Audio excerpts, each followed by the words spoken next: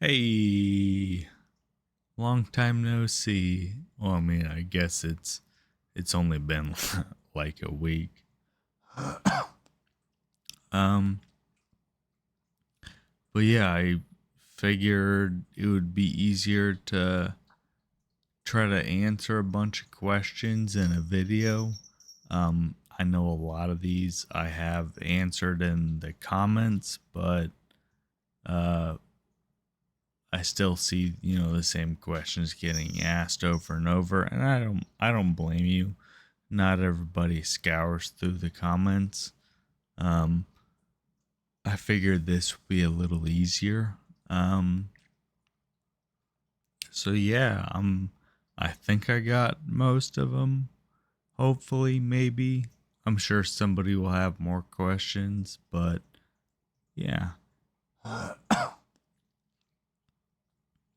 So, um, any difficulty swallowing? Um, Sometimes, but now that I said that I'm having difficulty swallowing, my mouth is just dry. Um, Part of the difficulty swallowing is not ALS related. I have like a cyst or something in my salivary gland.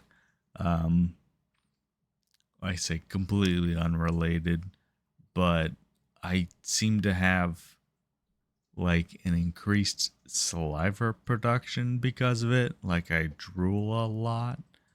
Um, it's just weird. They prescribed me some medication. I got it around here somewhere. That is helping to dry it up a bit, but makes my eyes dry and makes everything dry. Um, so I typically take it at night. Since when I'm laying down, I just drool. Um, it's wonderful. Appetite. Um, Generally my appetite's pretty good. Um, it really kind of depends on the day, and a lot of it really is kind of just, depression related with all this going on. Sometimes I'm just not feeling good and I just don't want to eat. Um, but on the days I'm feeling normal or good, yeah, it's normal. Um, but I haven't noticed like a reduced appetite because of ALS. I think most of it's just emotional. Um, let's see, where is your family? Um, my parents live in Ohio, about 800 miles away. Um, they are actively moving here.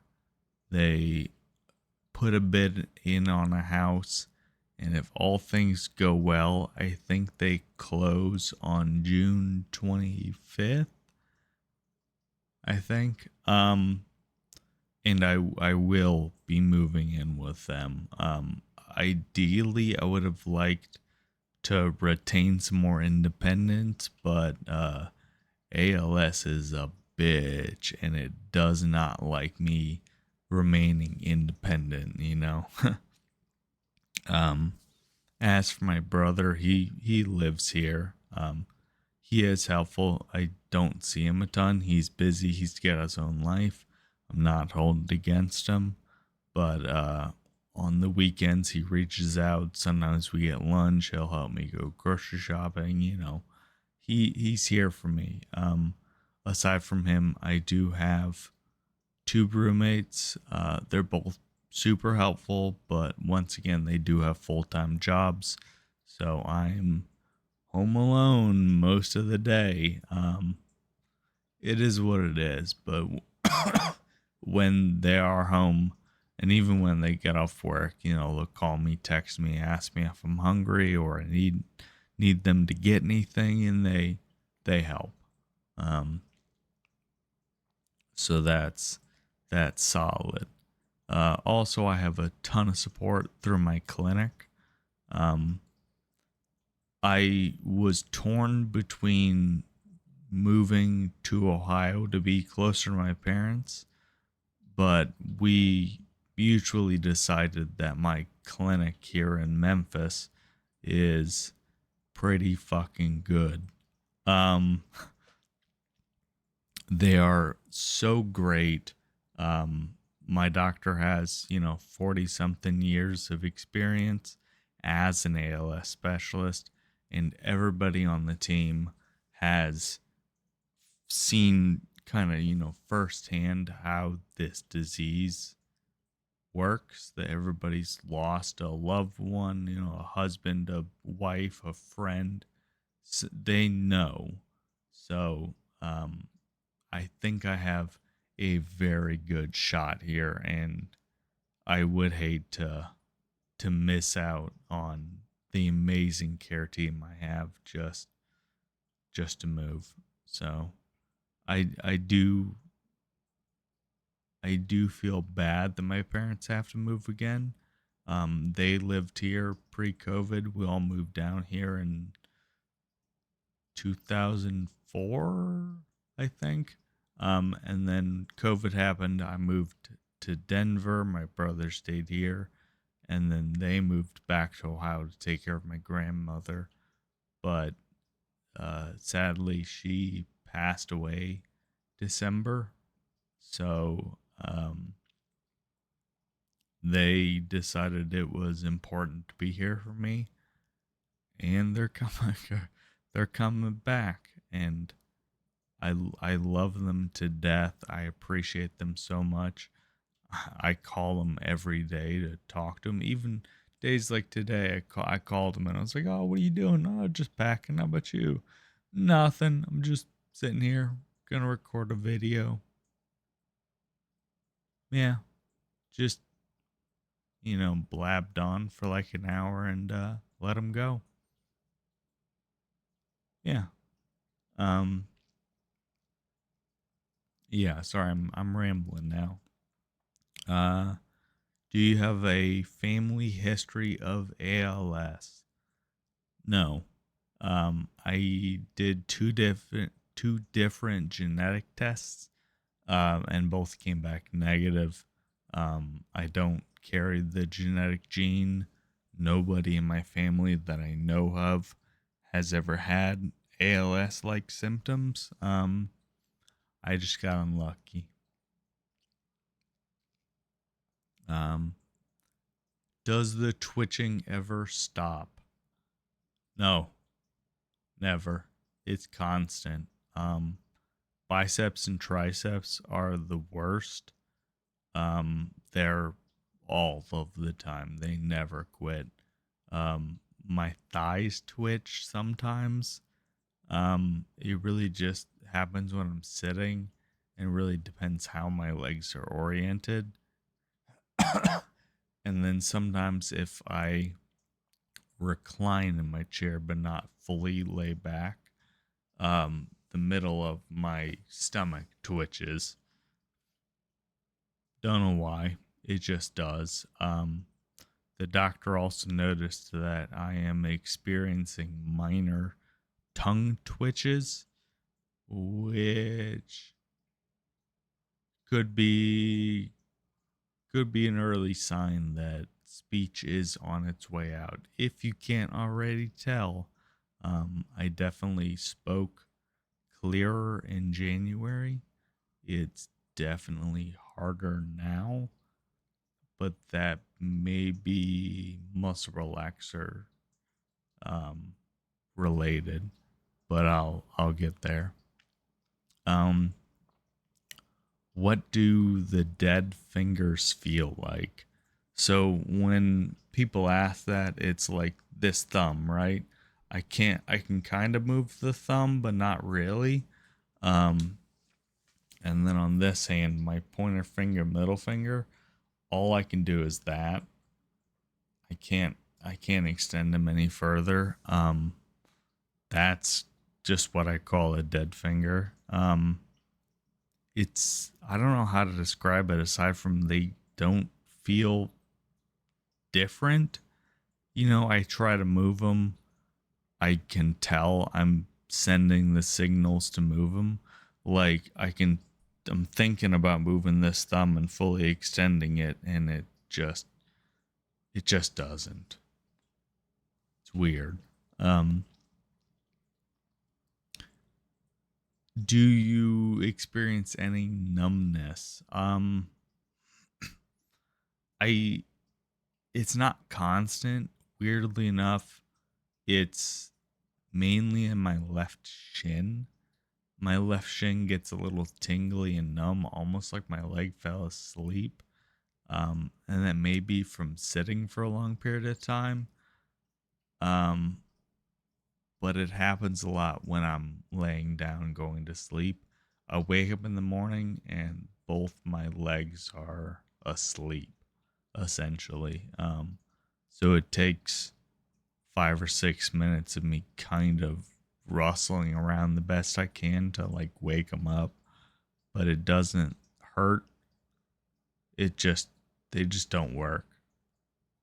Um, Eventually they kind of wake up and kick in, but definitely first thing in the morning, I can, like, I guess for a lack of a better term, I can't feel my legs. Um, yeah. Do you notice the gradual muscle loss, or is it just instant? Um, I Sometimes I notice it, sometimes I don't. For example, this thumb, I can still move it, and I focus on this thumb a lot because I could move it really well, like I had a full range of motion, but over like the last month or so, if I try to extend it out more, it just it just shakes. So for the most part, I haven't really noticed muscle loss or finger stopped working unless it's something I think about every day, right? Um, it Since I'm thinking about this thumb a lot, I've definitely noticed that it's on its way out. Same thing with my legs. Like I think about my legs a lot since I walk around the house with the walker.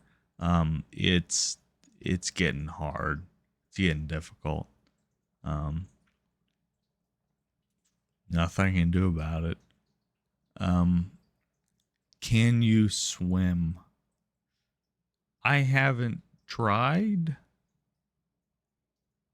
I'm kind of afraid that I can't. Some people have suggested like I guess it's called like aqua therapy. You can do a pool and do exercises. I haven't tried. I'm really worried that I won't be able to swim unassisted. And of course, they would give you some kind of flotation device. But I'm still really worried that, like, if I don't and I somehow get on my stomach face down, then I'm done. You know, I probably could, but I haven't tried. Maybe someday soon. Um, why are you on so much muscle relaxers? Um, so if you don't know, I take 80 milligrams of baclofen and 12 milligrams of tizanidine a day. Um, that is a lot. My doctor kept upping it because the twitches were starting to get really aggressive to where my arms were shaking. So he was trying to get the shaking to calm down quite a bit. Um, yeah, yeah. Sorry, my cat's crying at me. Hi, Val. Oh, and people ask me why I don't have her on camera a lot. It's it's so hard to get her to sit still. Um, and I can't really like hold a camera in my hand and follow her around. But I'm trying. But yeah, the muscle relaxers, we're really just trying to get the twitching to stop. Um, there was a day where I just out of curiosity didn't take any. Um, Holy crap, I was in a lot of pain and I was shaking a ton. Um, so I, he wants me taking that much, so I'm gonna keep doing it. Um, it I feel like part of my speech issues are from the muscle relaxers. Um, because especially when I first get up in the morning, I feel like I can talk very clearly. But as it gets later in the day, when I'm on like my second or third dose, um, I'm definitely mush mouth. Like I took them an hour and a half ago, so talking does get difficult. Um, yeah. Have you done any voice preservation? Yeah, I very early, I think it was mid December, I reached out to Team Gleason. Um, if you're not familiar with them, it's a foundation started by a football player out of New Orleans. Um, they're amazing. They sent me a loaner wheelchair. It's a foldable power wheelchair. So this big guy over here is like 400 pounds.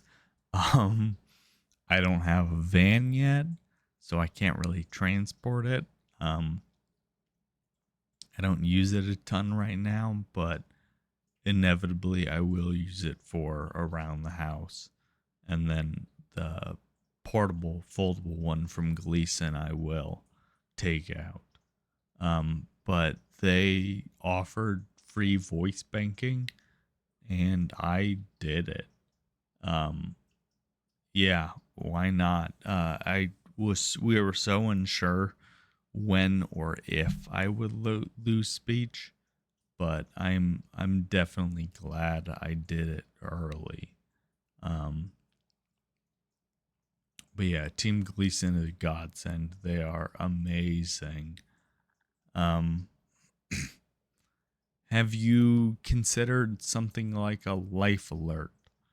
Um, my parents wanted me to get one, but having a device where I have to press a button, um, it's way too difficult. I do have a smartwatch that has fall detection, and I can always, tell it to call somebody too.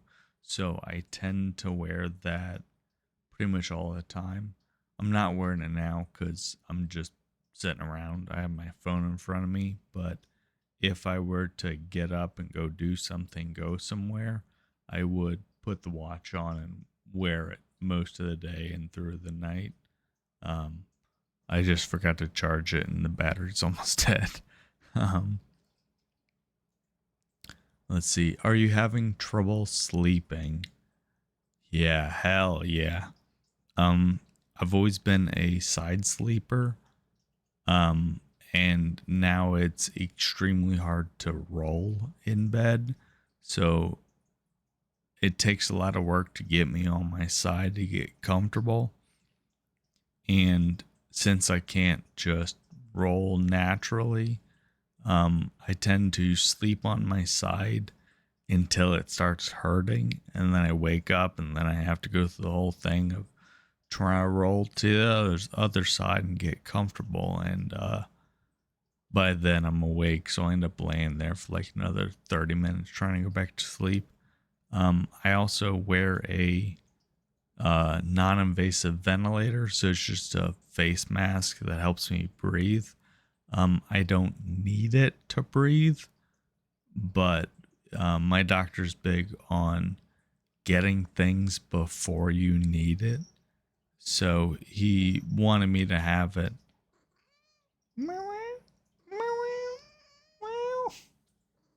I know, you want to come up here? Come up here. Come on. Okay. Just gonna walk away. Um, I'm losing track. Ventilator. So he wanted me to get it early to help preserve lung strength. Um, so I wear it most of the night. Medicare requires me to wear it for at least 4 hours a day. It's a use it or lose it kind of system. Do you want to come up here? Come on, Val. Come on. Walk away. That's fine. Um, you look like you want up here. Come on. Just gonna stare at me and scream. Um, yeah, use it or lose it. So, I do wear it for 4 hours a night. Try to wear it throughout most of the night, but it, along with the medication, dries out my mouth. And it's super weird because it's not just my mouth is dry, it's like the whole middle of my mouth is dry, but I drool out the side of my mouth. I've never drooled with a dry mouth before. What do you? Come on. You want up here? Do you want a treat? Oh, you just want attention. Oh, Val. Come on. Come on. Yeah. Yeah. Oh, she tried. um, I'm getting so off track. Ventilator. I do have a humidifier attachment for it. Um, it helps. Um, it has. You can leave it off and not use the heat setting, but it doesn't really do much for me. And of course, cranking the heat up too high, I'm just huffing hot, wet air all night, and it makes hot air is really hard to breathe. Like if it's really humid outside, I kind of choke a little. So it's been a learning curve to really dial that in and get it right. Um, but yeah, either way, I still have trouble sleeping. Um, let's see. Have you lost weight? Um, that was a big thing they had said to watch out for. It is inevitable as you lose muscle, you'll lose weight, and a few other patients I've talked to have lost considerable amount of weight, but I'm trying really hard to eat 3 balanced meals a day. I tend to skip breakfast, so I use Ensure, Boost, Huel, any of those meal supplement or replacement drinks to try to make sure I'm still getting enough nutrients. Um, I have not switched to keto yet. Um, Working in food service for so long, I'm not trying to just wing it. I'm trying to write up a diet plan, find things that I can afford and get. Come on. Come up here. Come on, Val. It's only whenever I start recording videos does she really aggressively want attention. Don't bite me.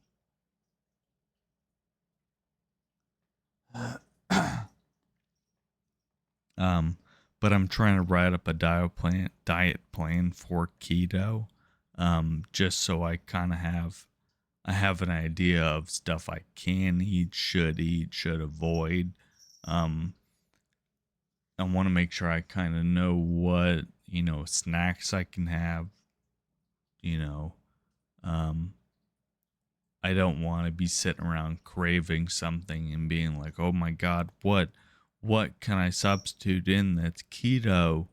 Um, Plus, with my parents traveling down here a lot to look at houses, we eat out a lot, and not a lot of places we go have keto options. So I just haven't made that switch yet. There you go. Come on. You want to get in camera? Oh, yeah. She's mad. I can't, like, really pet her. I can't give her good scratches. You gonna go chew on some cables? Um, but yeah, we're working on. I'm working on a diet plan to um help make transitioning over easy. I had heard a lot of people having success with keto reducing symptoms, and I figured, why the hell not?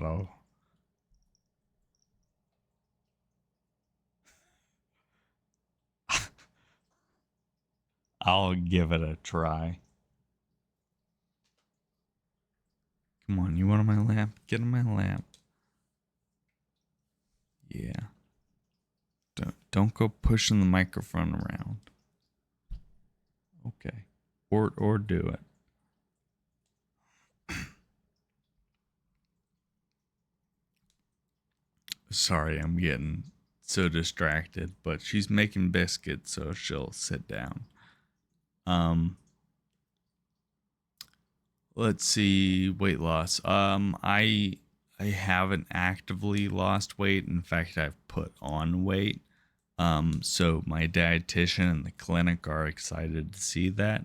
When I was first diagnosed, I was around like 155, which was my normal weight.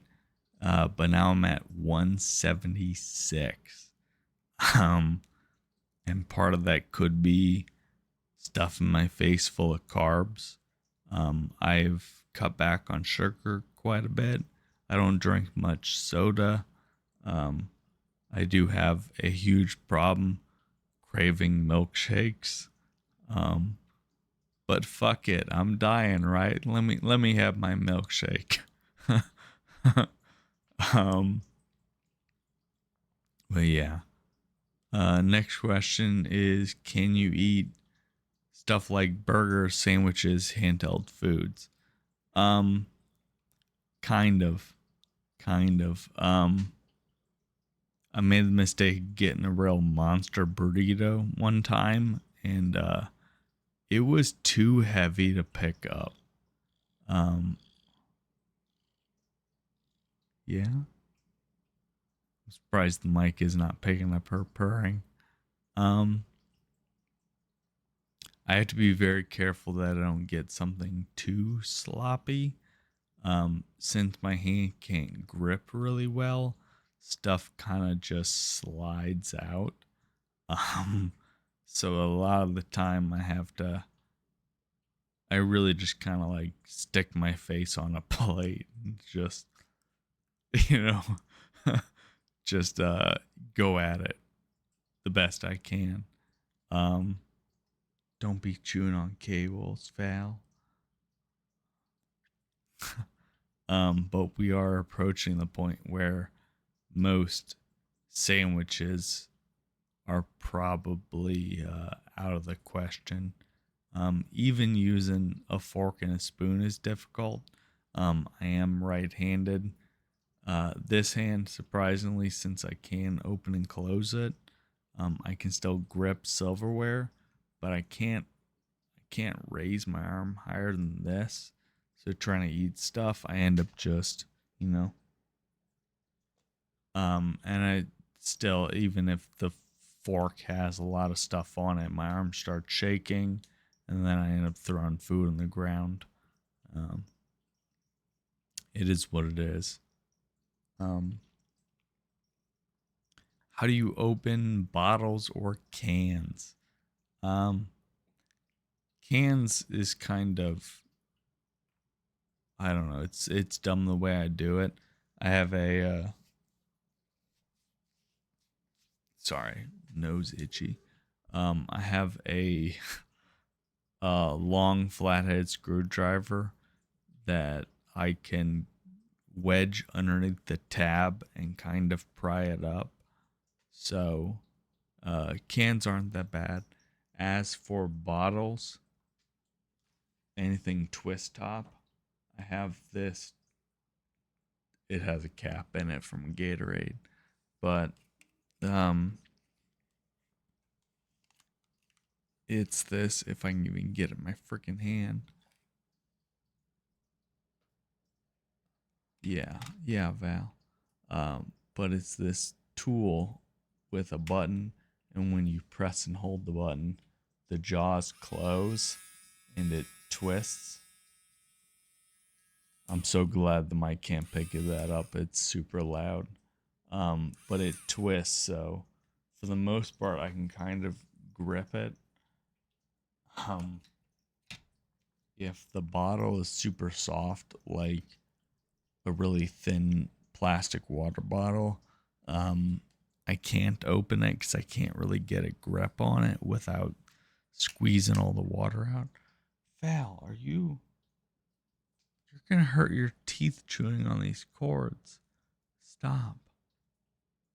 You can't see her. She's like right under what the right under what the camera can see. um, a lot of people have asked how I play games. Um, Thankfully, I do have this. It's the quad stick. It's a mouth operated joystick. Um, it can be a mouse, a controller. It can do keyboard inputs. Um, the learning curve is pretty steep, but for the most part, I can play a lot of stuff. Um, Once you start getting into like dual joystick controls, then it starts getting a little finicky because it's hard to move and aim with the same joystick. I know there's a lot of people out there, a lot of streamers who do it really well, um, but uh, in my condition, with every day getting a little weaker, um, I feel like I have to tweak and change things based on how I'm able to move. So it makes it hard to really learn. Some people had said it took them a couple years to really understand it and learn it well. Um, I don't have I don't have a couple years, so I'm doing the best I can with it. On the bright side, like I said, it works as a mouse, so I can still use it really well as a mouse. Um, and that kind of ties into the next question: is how do you type? I use voice typing software. For a while, I was using um, Windows Voice Access, and it worked okay. I had a lot of issues editing. There wasn't like a dictionary to add words. So if I said certain things like medication names, it would just butcher them. And it claimed it used AI and web searching to improve its accuracy, but it wasn't great. It did the job, but it wasn't great. Sorry, my voice is starting to get kind of hoarse. I'm gonna take a sip of some Gatorade real quick, and I'm not gonna edit it. You're gonna have to watch me struggle.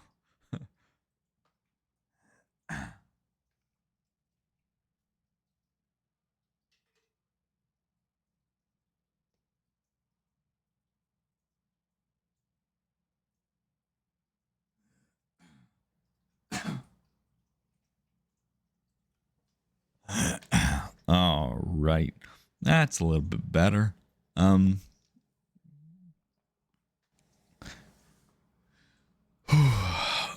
with, I don't know how to word this. I'm drawing a blank. If you've seen some of my recent videos, I've been coughing a ton.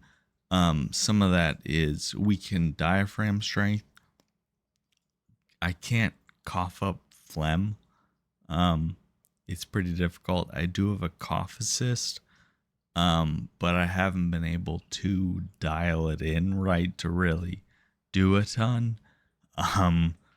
For about a month, I was chugging Delsum out of a container. It didn't do much, but then my mom brought me Dynatap when she came down, and that has helped quite a bit. The constant phlegm in my throat seems to be just a new feature or DLC I gotta deal with. I'm just always gonna have phlegm I can't get out. It is what it is. Yeah. Moving on. I'm rambling. Sorry. Has social services helped you? So as a lot of you may know, I do get disability from the government. ALS is a protected condition. They can't say no. It's supposed to be instantaneous. I did have a huge struggle with them not believing me, or they received some information that misdiagnosed me. Once we got that cleared up, everything was good. But with that being said, in Tennessee, since my disability check is more than $1,500 a month, I don't qualify for SNAP, food stamps, meal assistance. Yeah. With that being said, my disability check is, don't quote me on these numbers because I don't remember them exactly. It's $1,750 a month. Medicare takes $202 out of that. My Medigap is through Mutual of Omaha because they covered all of my doctors. But with Medigap, they are kind of allowed to price things however they want, according to my social worker. If I was over 60, it'd be cheaper, but since I'm 33, my Medigap plan is $594 a month. Yeah, it's a hard pill to swallow. So I'm already losing just out of those two 800 out of my disability check. 800-ish. There was a few other companies that were a little cheaper, but when I reached out to a lot of my doctors, they didn't take it. So I was kind of strong-armed into just a few carriers for Medigap, and the specific plan I needed is more expensive. I could have gone for a cheaper plan, but then I would be paying more out of pocket for visits, where currently my out of pocket's $0. So it's I don't know if I should think about it being cheaper if I went another route. Maybe, maybe not. It's really hard to tell. It really depends how much I go to the doctor. If I do inevitably go to the doctor a ton, this plan will pay off. But if I end up not going to a doctor at all, it would have been cheaper to go the other route. Yeah, I went with it because it felt right. My drug plan is $94 a month. Once again, I probably could have gone cheaper, but since I needed some specialty medication, that was the only plan in my area that covered my specialty medication. There is a plan out there for like $4 a month, but they covered like nothing I needed. I could have filed for what do they call it, like a drug appeal, and my doctor said that it typically is successful and they do agree to pay for most things, but I didn't want to appeal 9 medications just to have one of them denied. So I went with a plan that covered a majority of them, and then I had to appeal 2, and they both got approved. So once again, maybe I could have gone cheaper, but I did what I thought was right. So that's a little under oh god, what did I say, 202,590, a little under $900 out of my check. Which, what the fuck? So Snap still won't help me out there. And then of course, with that money I have left, I pay $670, $680 for rent. That's including utilities. Obviously, that'll go away when I move in with my parents, but I'm still in this lease until the end of July. So it is what it is. And then I have credit card bills and car payment. So I do still have a car. The only reason I haven't sold it is, first of all, I only owe $1,000 on it, so I might as well just finish paying it off. Plus, none of my other, well, a few of my other friends, but the 2 guys I live with both drive sedans. So, one guy drives a sedan, the other guy drives a pickup truck, but his truck is too tall for me to get into. The sedan is too low for me to get into. I have a Nissan Rogue 2018. It's comfortable for me to get in and out of. It can haul my foldable wheelchair. I probably will sell it eventually, but since I'm so close to paying it off, friends come over to take me out to lunch, and I tell them, like, hey, just drive my car. I know I can get in and out of it. My wheelchair's in there, the handicap tag's in there. Just take my car. But yeah, I'm getting way off track. So I do have disability, but of course, it's like all gone to bills. I think I did the math, and that leaves me with a little less than $100 a month for groceries.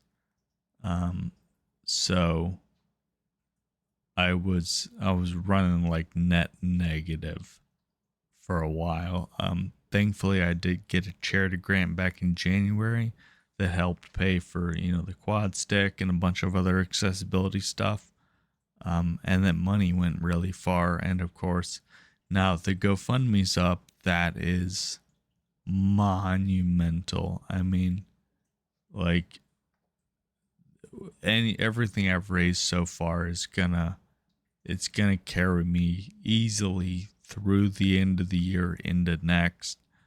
And then when my parents get here, we can use that money to renovate some of the house, to add handlebars to the shower, get a nicer bidet, make it more comfortable. Oh, and then ramps. God, we need like 2 or 3 ramps for this house. But yeah, no, GoFundMe's gonna cover all of that. Moving on. I'm already at like 45 minutes. This is gonna be a 2-hour video if I keep rambling. Has OT and PT worked? So obviously occupational therapy and physical therapy. I do have home visits from nurses once a week. So once for OT, once for PT. OT is upper body and arm strength. PT is leg strength. They've given me a lot of exercises to do. My arms obviously are going pretty quick, so I'm doing them as much as I can, but I don't know how much they've helped. I mean, they've helped for sure. Obviously, if I was just sitting around doing this all day, every day, I'd probably be a lot weaker, but I'm not gaining muscle, right? We're trying to just slow the loss. So I think it's helping. Medicare only pays for a certain time period for OT and PT, at least for home visits.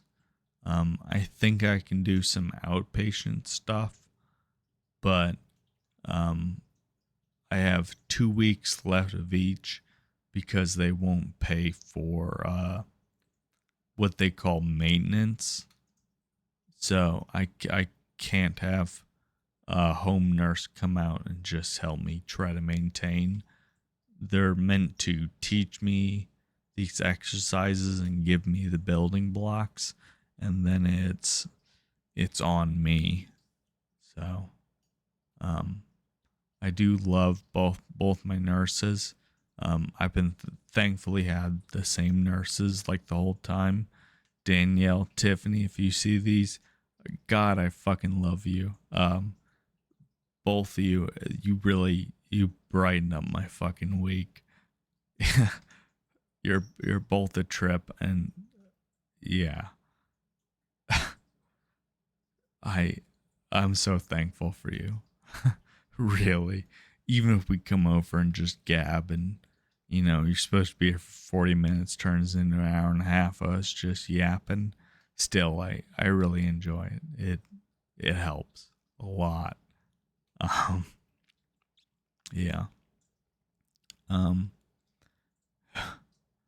Have you thought about long-term care or caregivers?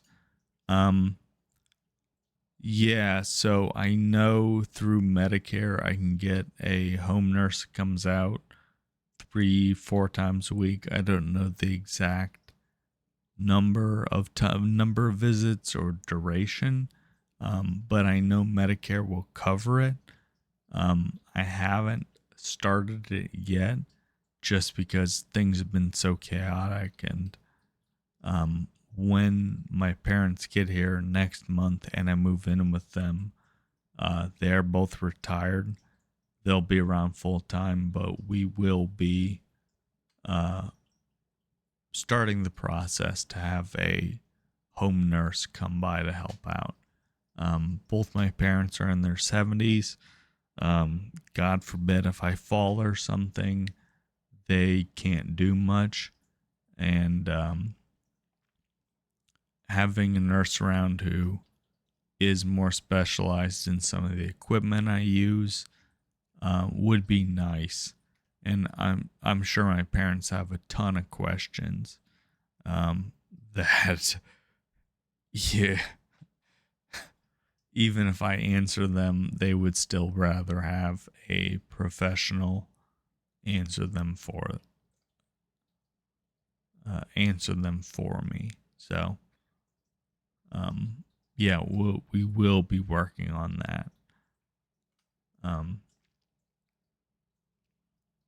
As for stuff like hospice, hospice in my area only takes people who are terminal, specifically in the last 6 months of life. So maybe we will go that route, but I got time. I'm not thinking about it that much right now. Um, Stuff like a nursing home, um, Medicare will pay for a chunk of it, not all of it.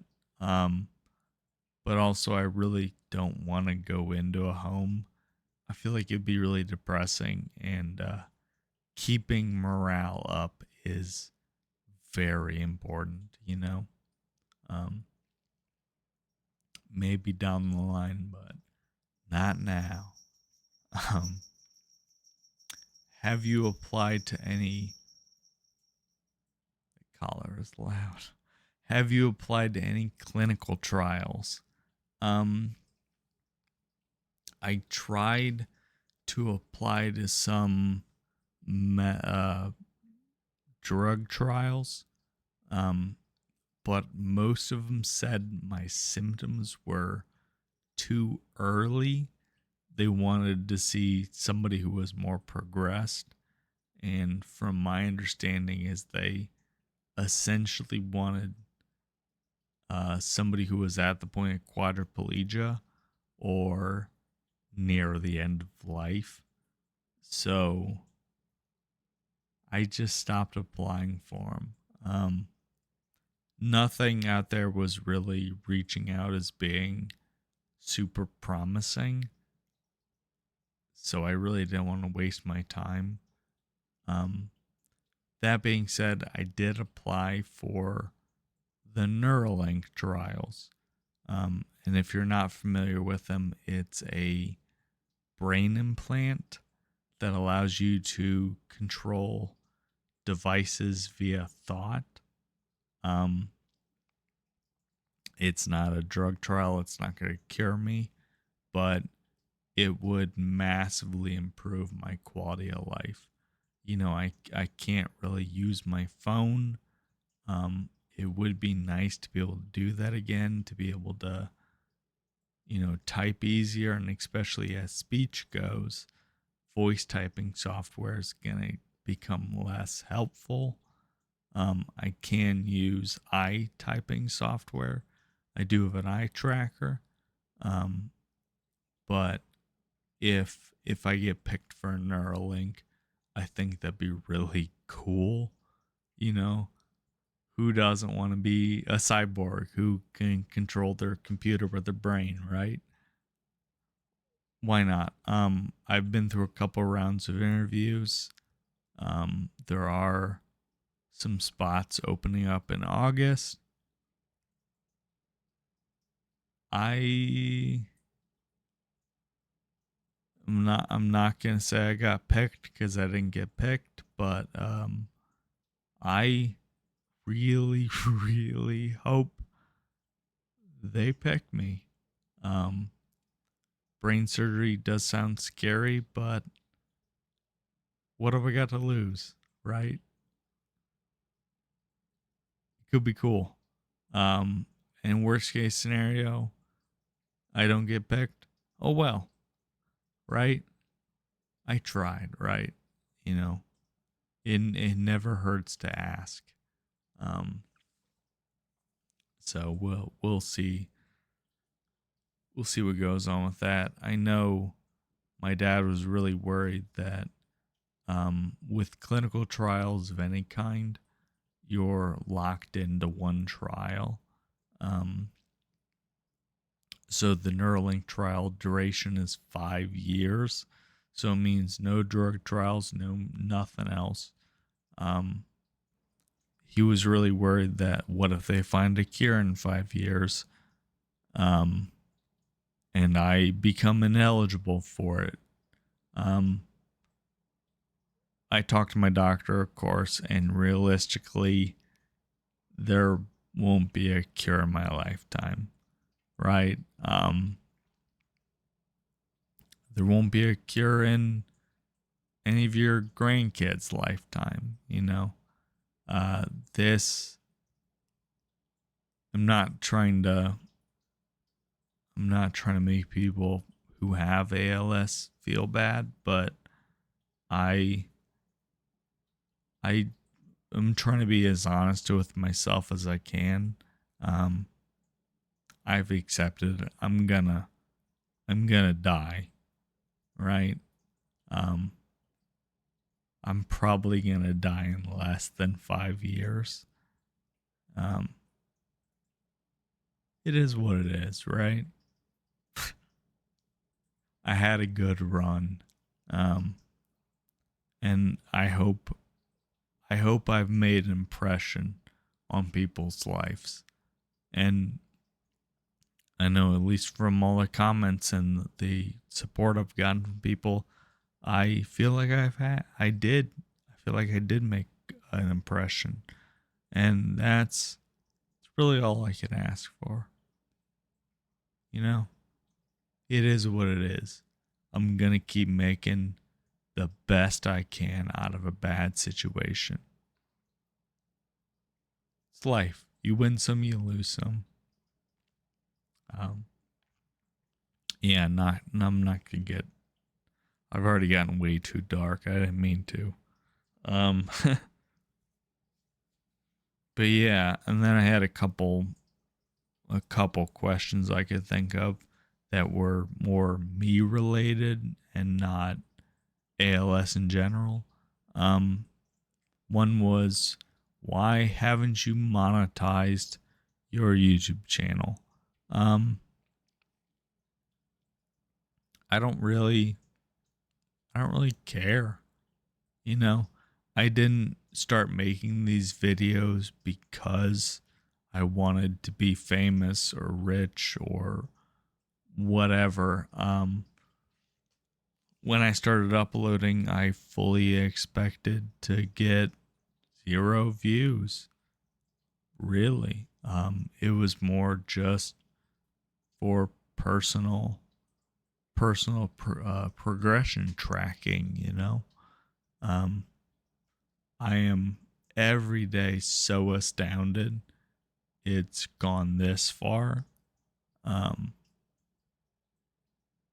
really, I'm shocked. But I went into this not trying to be rich or famous or popular. Um, and one of the first things I said was, I don't want to monetize. I don't want to do ads. I don't want to do partnerships. I don't want, I don't want to do any of that stuff. I wanted to just upload, right? And a lot of people want me to monetize because it is extra money in my pocket. Most people don't mind watching a couple ads, but really, why? I'm not trying to get rich. Um, you know, crowdfunding has done a tremendous amount. Um, I'm I'm gonna do the best I can with what I got. Um, I just don't feel comfortable monetizing, you know. Yeah. Um, and the last thing was, how can you stay so positive? Um, Obviously, I only upload or record when I'm feeling good. I only reply to comments when I'm feeling good. Um, I'm obviously not like this all the time. There definitely are some days where I'm not feeling good emotionally, physically. Um, it's not all the time, you know. Uh, there are some days where it hits me really hard. But for the most part, I'm like this. I'm like this a lot of the time. And I don't know. A lot of it comes from working in food service. It's super stressful, especially when you get to like high volume, higher end. Um, I'm not trying to disparage anybody who doesn't do fine dining. Um, or other jobs for that matter. A lot of jobs are really stressful, but I hit a point in my career where I was tired of being upset and stressed. I didn't like going into work and just being like, "Oh, I'm gonna have a shitty day. Fuck this place. Fuck these people. Fuck that." I I hit a point where I was like, I'm just gonna be positive, right? I'm gonna let it any bullshit. I'm just gonna let it roll off my back, right? Um, and I just, you know, I stopped letting things bother me. Um, it's not to say I didn't still get frustrated here and there, but I wouldn't shout, I wouldn't throw shit, I wouldn't break stuff. It just is what it is. It's life, right? Said it before, you win some, you lose some. It's not always, life isn't always bad. It it can be pretty good, pretty positive, right? Um yeah. And the same thing kind of goes for like trolls, right? I do get a lot of trolls in the comments. That shit don't bother me. I think it's funny. I appreciate them posting. It's interaction. They watch the video. The algorithm likes that. Keep doing it. Um, I spent so much of my life playing games, especially online games. So, shit talk, trolls, verbal abuse, even in restaurants, verbal abuse was rampant. It's gotten better. Um, but shit don't bother me. Doesn't bother me. It's just words. Um, but yeah, I think trying to remain as positive and look on the bright side of things the best you can is important. Morale is huge with any diagnosis. If you let it consume you and beat you up and break you down, you're gonna do worse than somebody who doesn't do that, right? And I know it's easier said than done. Um, and like I said, I do still have bad days. I'm not super positive and happy all the time. Um, but I try, and I think that's important. And it's not just important for me, it's important to the people around me, right? Um, I want to be realistic with everybody. My close friends, I've told them, I'm going to die. It's inevitable. This is a 100% fatality rate disease. It is what it is. You know, life doesn't have to change. The world's not going to end. Let's just keep doing what we're doing, right? Let's play games. Let's talk. Let's go eat food. Let's get drunk, right? It's nothing. I don't even know where I'm going with this, but yeah, positive mental attitude goes a long way. And I don't know if I'm gonna get off track for sure right here, but I don't know if a lot of you have seen The Bear on Hulu. I'm sure you have, but there was one episode with Richie. I always call it the redemption arc, where he's um, working as a stage, which is like a unpaid intern. It's like learning experience. But he was staging at a Michelin restaurant, and he was pissed and upset and fucking hated it. And one guy took him outside and said, like, what's your problem? And of course, he goes, "When you drink the Kool-Aid," and I'm paraphrasing. I don't remember exactly what all the lines were, but like, "You really believe in this shit?" And the guy goes, "Fuck yeah, I do. Every day is the Super Bowl. People sit on a wait list for years to come here, and we make their night." And that really hit me hard. You know, that was that kind of became the thing I said in the restaurant. Every day somebody get mad or upset and be, you know, unhappy about being there, and tell them, well, every day's the fucking Super Bowl. People are coming out here and spending a lot of money to eat with us. The least we can do is pretend to be excited to see them, pretend to be excited to serve them. And, it's fake it till you make it, right? You come in every day and give it your all and do your best. And even if you're faking it, eventually you will start to be excited.